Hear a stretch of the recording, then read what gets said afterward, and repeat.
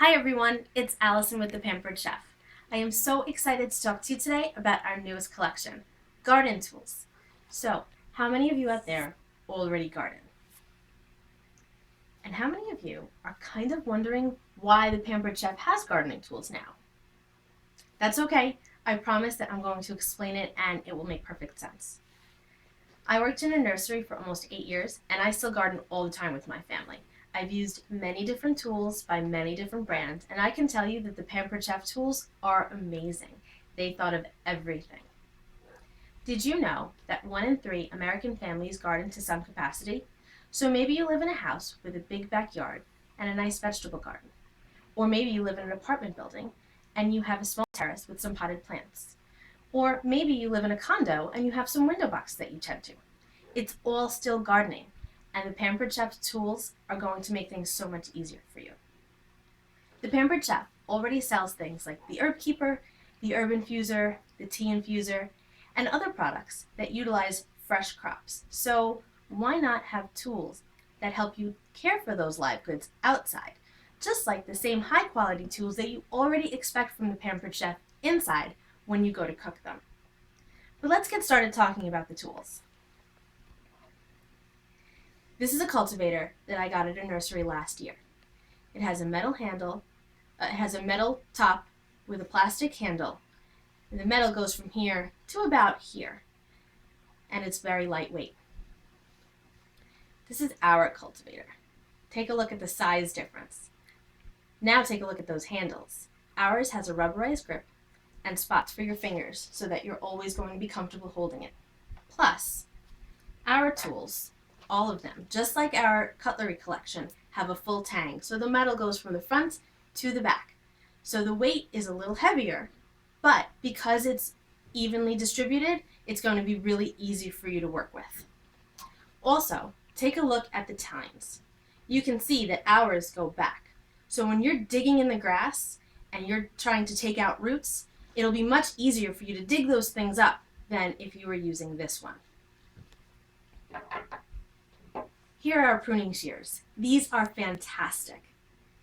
They can open all the way like this for when you're cutting thick branches. Or you can have them open 1/4 of an inch for when you're trimming smaller pieces. Plus, if you take a look, right here, there's a little notch there. That's for cutting wire. So if you need to put up a small chicken wire fence around those veggies, you can do that and cut your wires easily with that piece right there. Also, we have this coil that's covered. So this way you're not going to be pinching your hands or your fabric on your shirts. And then we also have this little black bumper right there. That bumper is going to be like a shock absorber. So when you're doing this, it's not going to affect your hands so much. I have some issues with my hands, and it makes it difficult for me to grip things, and I can tell you that our tools have made it much easier for me. Because of the way the handles are on all of the tools, and the fact that they're full tang, I don't have any of the pain that I typically would from gardening. This is our weeder. It has a cap for safety reasons, because this is really sharp. You'll also notice that it's beveled, just like so many of our kitchen tools. Same full tang and handle, and you'll notice that ours dips down. Typically, you'll find that a weeder goes straight across. The fact that it dips down a bit is going to make it easier for you to work with. You're not doing so much of the work yourself. The tool is, and that's the way it should be. This is our Transplanter. This is so cool. You'll notice here that we have numbers that are stamped in so that you can figure out how deep you need to dig. Plus, we have these serrations on the side. Now, when you go to a nursery and you purchase a potted plant and you pull it out of the pot, you'll find very often that the roots are spinning around like this. That's not good for the plant. It's choking it. It's called root bound. So you need some way to break up those roots so that it will grow safely in the ground once you transplant it. The serrations here will allow you to safely cut those roots on either side, and then you can plant it in the ground, the roots will spread properly, and you'll have a thriving plant. I have one more comparison for you.